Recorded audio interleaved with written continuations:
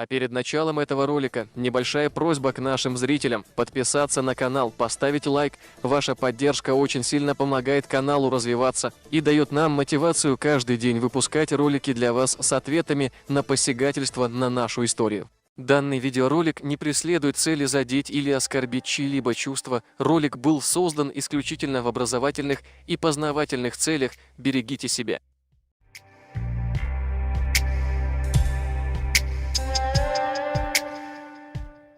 Руслан Курбанов рассказал, как ингуши получили свою республику.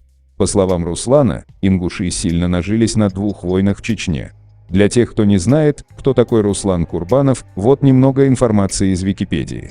Руслан Курбанов – российский политолог, общественный деятель и обозреватель, директор Фонда поддержки гуманитарных инициатив «Альтаир», старший научный сотрудник Института востоковедения Российской академии наук.